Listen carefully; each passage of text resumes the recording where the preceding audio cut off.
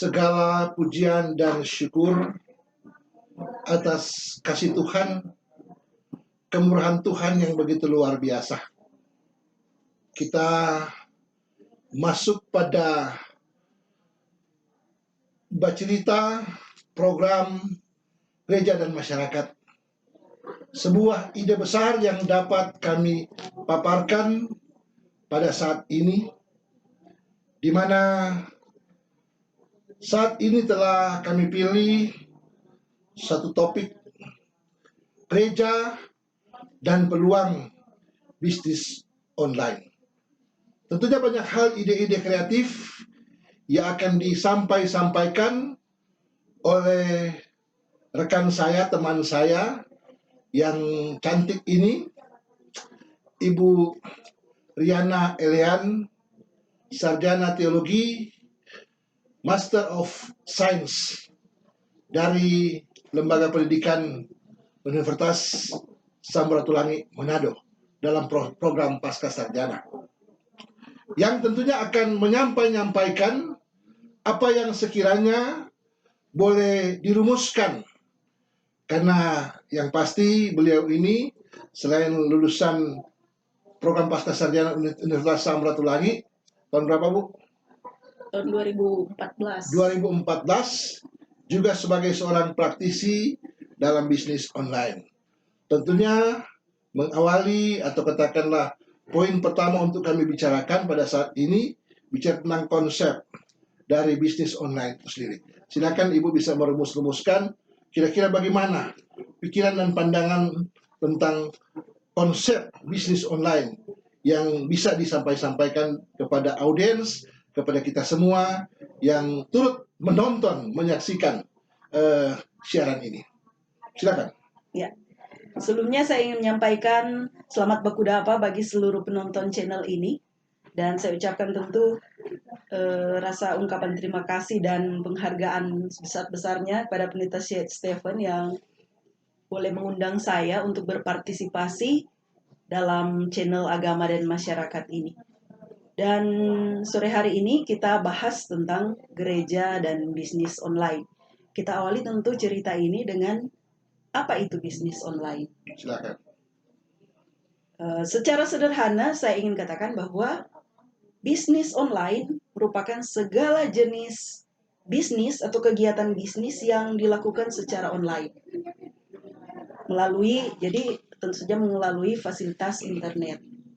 Nah, setiap pelaku usaha yang kemudian melakukan aktivitasnya, baik sebagian atau seluruh aktivitas usahanya secara online, itu disebut sebagai pengusaha online. Kemudian aktivitas apa saja itu? Jadi bisnis online itu meliputi aktivitas apa saja? Jadi bisnis online bisa berupa produk, barang, maupun jasa yang dipasarkan secara online. Jenisnya ada macam-macam. Jadi sekarang ini potensi untuk mendapatkan keuntungan secara online sudah tersedia beraneka ragam. Jadi sumber-sumber pendapatannya online sekarang menurut saya tidak terbatas lagi, karena setiap hari muncul model atau cara baru menghasilkan uang di internet.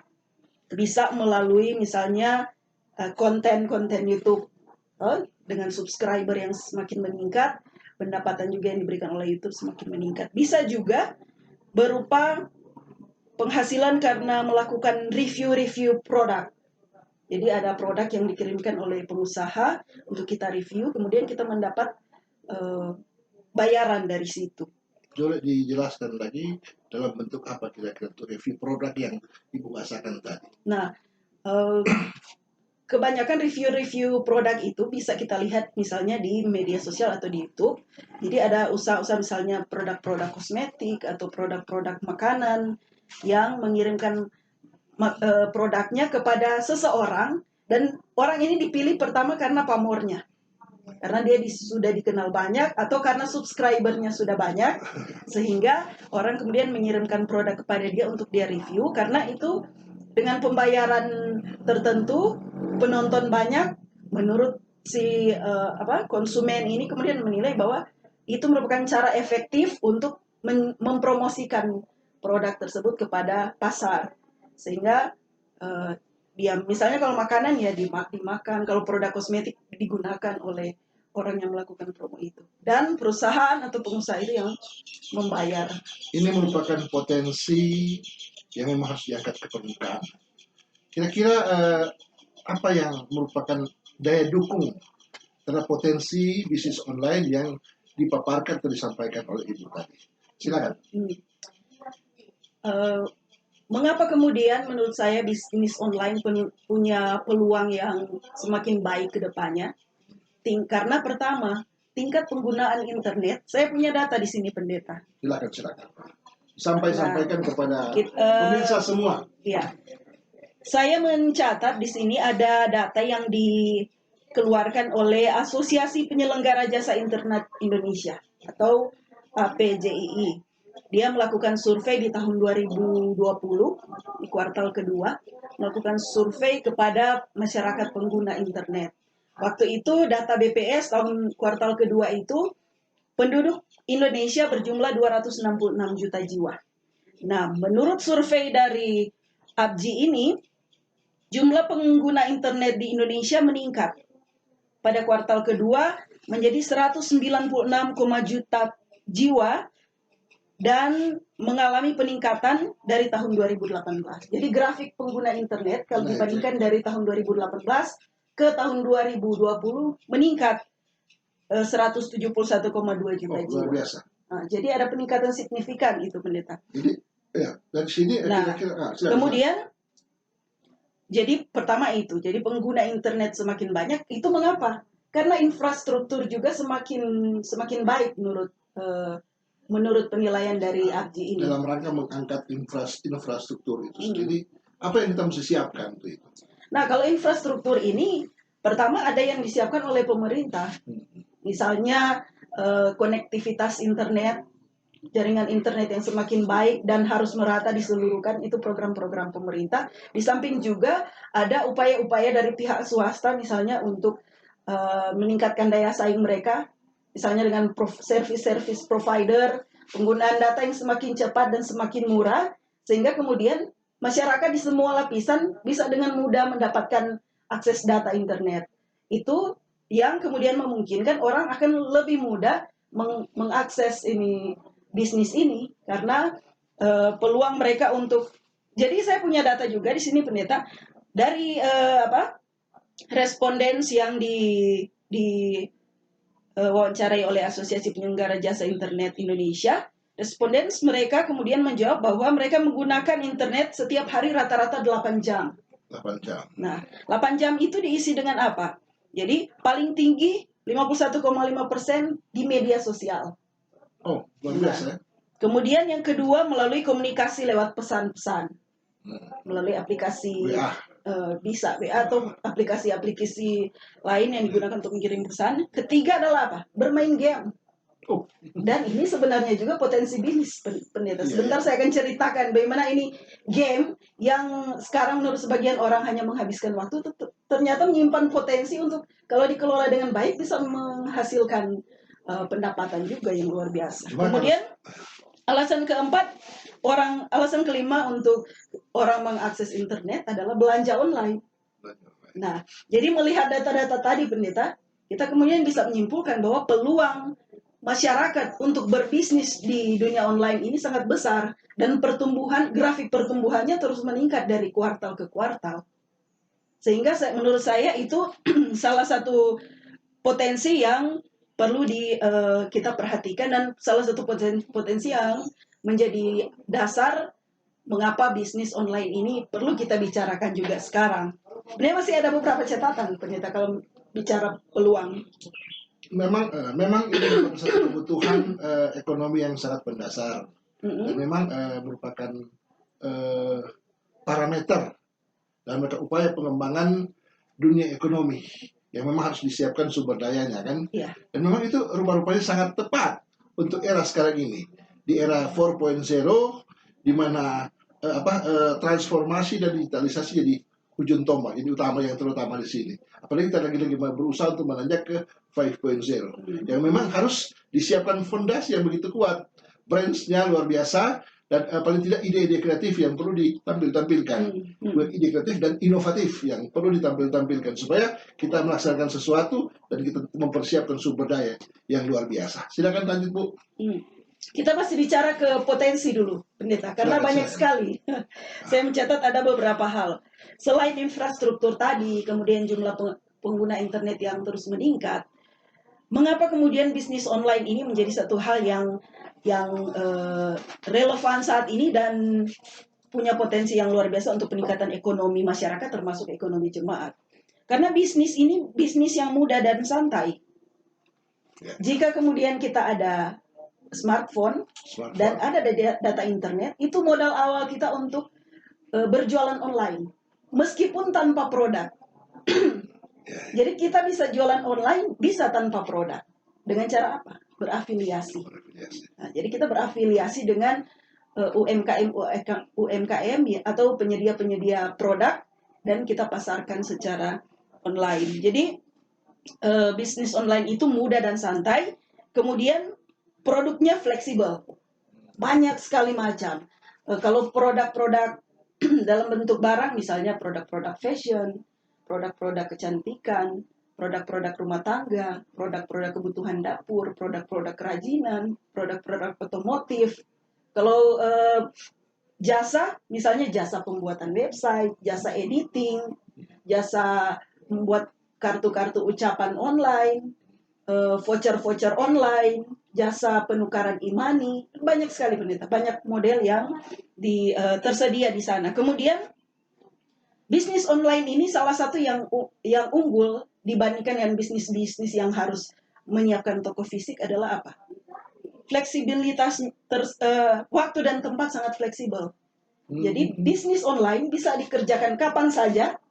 Kita bangun pagi dari tempat tidur, kita bisa langsung mengelola toko online kita.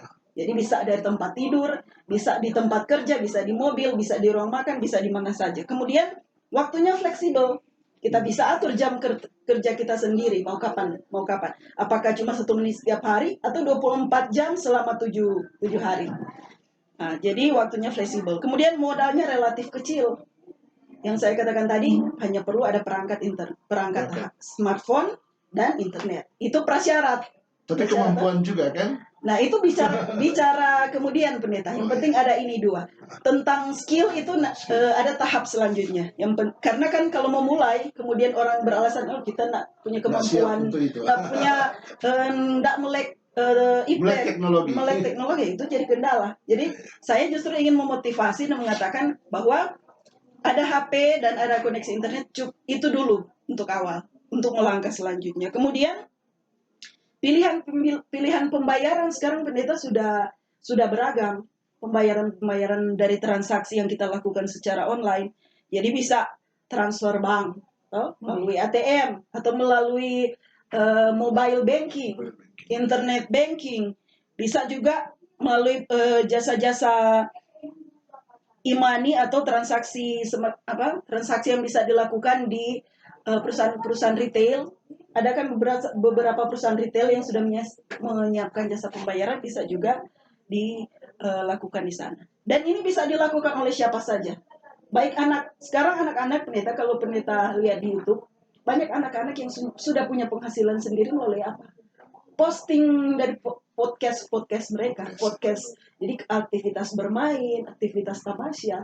Jadi menurut saya bisa dilakukan oleh siapa saja tanpa ada batasan usia. Kemudian margin pendapatan bisa diatur semau kita, mau dapat berapa banyak dari situ. Jadi tentu tadi yang digambarkan itu peluang iya. Bisnis online kan. Kira-kira masih adakah yang disampaikan merupakan peluang-peluang yang dipaparkan dalam hal ini? Tentu peluang-peluang itu bisa lahir dari diri sendiri, bisa juga dari orang lain. Paling tidak kita bisa mengkolaborasi ide-ide kreatif dalam rangka kita menjual memasarkan produk-produk kita kan, yang bisa mungkin dari produk-produk lain, tapi kita juga turut membantu memasarkan. Kita dapat fee di situ. Itu yang dimaksudkan. Jadi kira-kira apa bisa digambarkan selanjutnya? Nah, untuk itu Pendeta, Jadi saya katakan tadi bahwa orang bisa menjual produk meskipun dia bukan produsen produk. Jadi dia bisa berafiliasi dengan produsen-produsen lain. Dan modelnya sebenarnya sudah cuma seperti kita menjual produk yang biasa, tetapi dilakukan secara online. Dan potensi-potensi lainnya apabila misalnya juga kita memiliki skill di dunia IT, maka peluang-peluang itu akan semakin besar. Selain kemampuan kita untuk memanfaatkan produk-produk teknologi itu, kita juga bisa memasarkan jasa kita di jasa kemampuan skill kita di bidang internet untuk dipasarkan. Jadi menurut saya SDM juga sangat menentukan kemudian meningkat atau tidaknya pendapatan dari bisnis online. Oke, tadi bicara tentang peluang bisnis online. Sekarang tantangan. Tantangan yang ada yang nyata yang selalu kita harus selalu berhadapan dengan problematika zaman di era transformasi dan digitalisasi ini. 4.0. Silakan Bu. Iya. Kalau tentang tantangan ini saya sharing sebenarnya dari pengalaman saya kurang lebih 10 tahun berkecimpung di dunia ini. Pertama berawal dari blog, kemudian meningkat punya website sendiri, melakukan promosi di media-media sosial. Jadi ada beberapa hal yang perlu dipertimbangkan ketika seseorang memulai bisnis online atau mengonlinekan bisnis yang sudah ada. Nah, misalkan begitu. Jadi terlebih jika kita kemudian belum familiar dengan membangun bisnis di dunia ini, dunia yang syarat dengan jaringan internet, kemudian komputer, perangkat-perangkat keras, dan sistem yang harus dibangun. Jadi pertama yang saya katakan bahwa tidak semua produsen kemudian otomatis dia menjadi pedagang. Dan tidak kemudian otomatis pedagang dia menjadi pebisnis. Dan karena itu semua menurut saya membutuhkan proses adaptasi dan proses belajar yang dilakukan terus-menerus. Dan tentang tantangan yang pendeta tanyakan tadi. Tantangan yang pertama menurut saya adalah sumber daya manusia. Jadi kemampuan skill itu juga perlu, meski bukan yang pertama perlu disiapkan, tetapi perlu dilatih secara terus-menerus. Ini SDM, skill, kemampuannya memanfaatkan. Kan ini tentang bicara memanfaatkan perangkat dan dunia digital yang sudah ada. Kalau lama ditinggalkan bisa saja kita lupa kan? Dan perkembangan zaman sangat pesat pendeta. Jadi inovasi-inovasi itu menjadi tantangan juga bagi sumber daya manusia. Bagaimana dia bisa menyesuaikan diri dengan temuan-temuan baru, gaya-gaya baru orang berbisnis, dunia baru yang tercipta secara digital. Karena itu merupakan peluang-peluang yang harus bisa dia masuki dan menyesuaikan diri dengan itu. Jadi SDM kemudian perkembangan teknologi. Ini merupakan peluang tetapi juga merupakan tantangan. Karena hal yang penemuan-penemuan baru juga itu membutuhkan penyesuaian dari orang yang bersangkutan. Jika kemudian individu itu tidak mampu menyesuaikan diri dengan produk-produk teknologi yang baru, dia kemudian akan kesulitan untuk melakukan bisnisnya karena kompetitornya bukan sedikit kalau di dunia ini, di dunia bisnis online ini. Kemudian tantangan yang kedua adalah menentukan target pasar yang tepat. Target pasar. Ya. Misalnya kita punya produk yang luar biasa bagus, misalnya produk kecantikan premium misalnya. Tetapi kemudian kita keliru menentukan target pasar. Produk kecantikan premium kita pasarkan ke anak-anak SD. Nah, itu kan keliru. Sehingga salah satu tantangan bagi pebisnis online adalah kemudian bisa menganalisis konsumennya harus seperti apa, di kategori apa untuk. Dan ini harus diperlukan penyesuaian, latihan, terus-menerus. Kemudian tantangan berikut adalah bagaimana memenangkan perhatian konsumen. Sekali lagi saya katakan bahwa selain kita, ada jutaan orang yang melakukan bergelut di bisnis yang sama. Sehingga bagaimana produk kita, orang tertarik dengan produk kita adalah bagaimana kita menarik perhatian mereka dengan apa? Dengan branding. Kemudian apa? Dengan menjaga kualitas produk kita. Karena bisnis online ini pendeta adalah bisnis kepercayaan. Misalnya kita jual produk satu kali, orang beli, tapi kemudian lihat produk kita tidak berkualitas. Mereka kemudian memberikan testimoni toh, Testimoni. ini jelek barangnya, sudah tidak ada orang lagi yang membeli. Berapa Sehingga bintang? itu kan ada rating dan pemberian kesaksian testimoni toh dari konsumen itu ternyata sangat mendukung pembeli-pembeli yang datang kemudian, pembeli loyal maupun pembeli-pembeli baru atau konsumen-konsumen baru. Sehingga menurut saya di tengah pasar bisnis yang semakin banyak kompetitor, kita harus bisa menentukan konten-konten apa yang harus kita sajikan. Produk-produk apa yang kita sajikan dikemas sedemikian rupa sehingga menarik oleh konsumen, sehingga mereka akan lebih memilih produk kita ketimbang produk orang lain. Kemudian ini pendeta yang menjadi kendala adalah sumber dana juga. Sumber dana. Nah, saya katakan tadi bahwa prasyarat ya tentu mesti ada smartphone paling tidak toh. Kemudian ada akses internet. Bagaimana kalau tidak ada itu? Sulit kan? Jadi sumber dana mau dari siapa saja. Nanti kan sebentar kita akan bicara bagaimana gereja kemudian bisa masuk ruang-ruang itu. Kemudian kompetitor harus kita waspadai. Tadi sudah saya ungkit karena inovasi kreativitas dari kompetitor sekarang sangat luar biasa. Sehingga kita juga didorong sebenarnya untuk melakukan perbaikan, meningkatkan kualitas produk kita. Kemudian karakter konsumen sangat beragam. Konsumen kalau di bisnis online bisa datang dengan cepat, tapi bisa pergi juga dengan cepat. Sehingga pelayanan kita itu juga yang pelayanan prima ya. Ya, pelayanan pra beli dan pasca beli itu penting bagi konsumen. Pelayanan prima harus katakanlah yang terbaik. Pokoknya pembeli adalah raja kalau di dunia ini, harus di dunia bisnis online ini harus kita layani dengan baik. Tentu harus dibarengi dengan kualitas produk. Jangan bikin tersinggung para pembeli. Iya, karena satu kali kita mengasari pembeli, dijamin mereka tidak akan kembali lagi dan mempengaruhi banyak orang. Ada satu lagi pendeta, resiko penipuan online. Ini yang banyak kali terjadi ya. Kita mesti terbuka dalam hal ini supaya kita jangan menjadi penipu atau karena orang yang ditipu. Ya seperti itu karena ini bisnis yang rentan untuk karena seiring dengan berkembangnya teknologi, seiring dengan semakin bertambahnya model atau ragam bisnis online, celah-celah ini banyak dimasuki oleh penipu-penipu online dengan berbagai cara, dengan berbagai tawaran yang menggiurkan. Sehingga potensi orang untuk kena tipu atau menipu orang juga belakangan berapa sangat besar. Rekening Anda. Berapa? Saya mau pesan barang, misalnya dengan nominal pembayaran 2 juta. Oh gini Mbak, saya bayar dulu 1 juta, nanti 1 jutanya setelah barangnya sampai. Oh iya, dengan mudahnya kemudian penjual online itu mengirimkan barang. Akhirnya setelah barang itu dikirim, cuma 1 juta yang masuk, sisanya hilang entah kemana. Antara lain motif-motif seperti itu yang perlu kita waspadai, dan itu tantangan di samping sebenarnya masih banyak tantangan lain yang perlu diperhatikan. Jika demikian, bolehkah kita bicara tentang kontribusi bisnis online bagi gereja dalam hal ini? Kira-kira menurut pandangan Ibu bagaimana?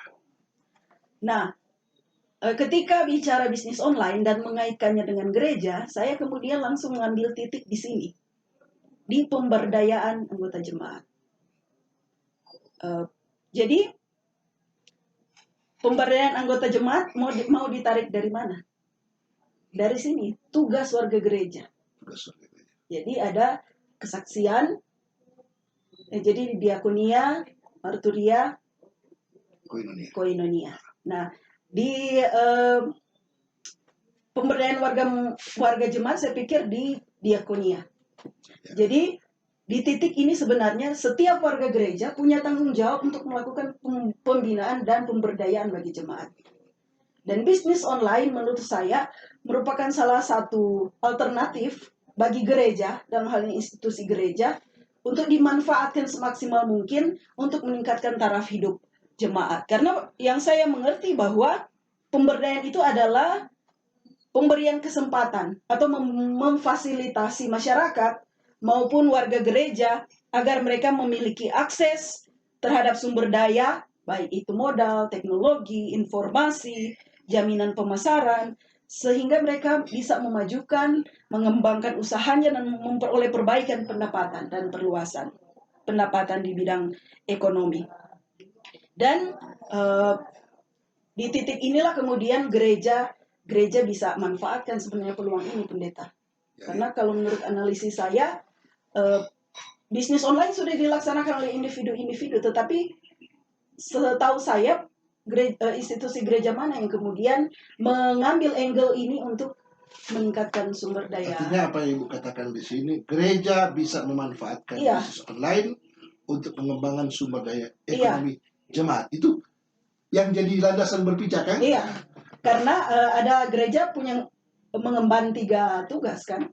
Salah satunya adalah itu, diakonia. Dan diakonia yang selama ini dilakukan gereja kan, kalau diakonia karitatif, memberikan sumbangan sekali pakai, itu tidak kemudian menjawab kebutuhan loh. Kan, tetapi jika kemudian ada upaya reformasi, memberi, daripada memberi ikan, lebih baik kita memberi kail agar jemaat bisa mandiri, ekonomi mereka tidak tergantung kepada gereja yang memberikan Jadi sumbangan. kita angkat lagi teologi diakonia reformatif dan transformatif. Iya, kalau transformatif kan dia bicara mengubah sistem. Sumber Kalaupun daya. itu merupakan kerja yang sangat berat, tapi perlu juga dimulai. Paling tidak dengan memanfaatkan peluang-peluang ini termasuk. Jadi sudah ada tiga diakonia di sini. Diakonia karitatif, diakonia reformatif dan diakonia transformatif. Jadi transformatifnya menyangkut bagaimana menanamkan pemberdayaan konsep-konsep ekonomi bagi jemaat itu sendiri. Jadi kemudian kira-kira bagaimana upaya pengembangan sumber daya untuk melakukan bisnis online? Dilihat, tentu kita mesti menelusuri bagaimana skill dalam berbisnis dalam upaya kita melaksanakan bisnis online kepada audiens, kepada kita semua yang mau belajar, mau juga menyikapi, mau menelusuri dan mau menindaklanjuti supaya jadi pebisnis online. Iya. Jadi ini kita pikir ada beberapa tahap yang perlu dilakukan, baik lembaga masyarakat maupun lembaga-lembaga keagamaan termasuk gereja, untuk memberdayakan anggota jemaatnya atau anggota masyarakat. Pertama tentu dengan melakukan eksplorasi. Eksplorasi itu apa? Mendata, merinci, mencatat potensi-potensi yang ada di jemaatnya. Karena harus ada produk yang dijual, entah itu jasa atau barang atau jasa. Jadi menginventarisir, mengeksplorasi potensi-potensi jemaat. Jadi kemampuan skill jemaat bagaimana, apa yang tersedia di jemaat, termasuk peluang dan tantangan yang ada di jemaat. Saya pikir tahap pertama itu, sebelum kemudian kita mengajarkan skill ke jemaat, orang perlu untuk mengeksplorasi hal-hal itu, melihat situasi, mencatat kondisi, memperoleh informasi sebanyak-banyaknya dari masyarakat, termasuk dari jemaat. Informasi ini gunanya untuk apa? Untuk kita melakukan komunikasi di tahap selanjutnya. Jadi setelah semua ini kita data, peluang, tantangan, potensi-potensi jemaat terdata, kita masuk di tahap selanjutnya melakukan apa? Komunikasi. Komunikasi dengan anggota jemaat yang bersangkutan yang akan kita bina. Ini bicara tentang apa? Apa yang akan kita lakukan? Kemudian keluhan-keluhannya apa tentang? Jadi ada dialog di sana, sehingga kita bisa kemudian menemukan peluang dan tantangan yang dihadapi oleh jemaat. Jadi diskusi ini berlaku di antara pelayan-pelayan khusus atau pihak-pihak yang menginisiatif. Berkompeten. Menurut saya prakarsa yang mengupayakan pelayan khusus dan pendeta jemaat sebenarnya punya tanggung jawab sangat besar, karena pertama dia dididik secara formal di dapur teologi, bicara tentang. Tapi yang punya potensi untuk itu ya, atau tidak ya kita coba saling menopang satu dengan yang lain. Makanya saya bilang pendeta dan pelayan khusus termasuk dengan sumber daya manusia lainnya yang tersedia, baik di jemaat itu maupun di jemaat lain yang diajak untuk berkolaborasi. Ya. Kemudian setelah itu melakukan percakapan itu, kemudian melakukan action. Karena kan jangan semua cuma sampai di konsep. Tapi kita mesti ada aksinya. Ada aksi. Jadi aksi dalam bentuk apa? Nah, aksi dalam bentuk apa itu tentu yang sudah dibicarakan selanjutnya.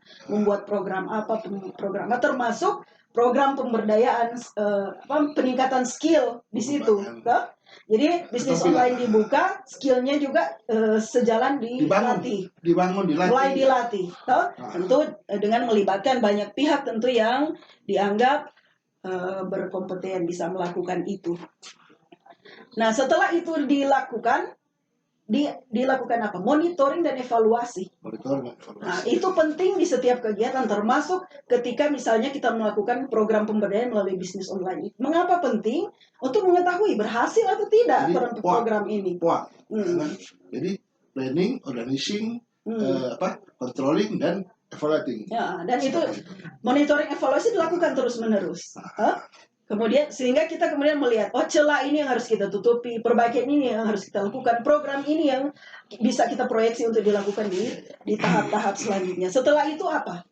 Setelah itu kita merancangkan program-program selanjutnya, dan yang paling penting apa? Menjaga konsistensi, kontinuitas dari program itu. Berjalan bahkan menaik. Nah, Jangan dia mau turun atau berhenti. Karena memulai bisnis online gampang, pendeta. Tetapi yang paling susah apa?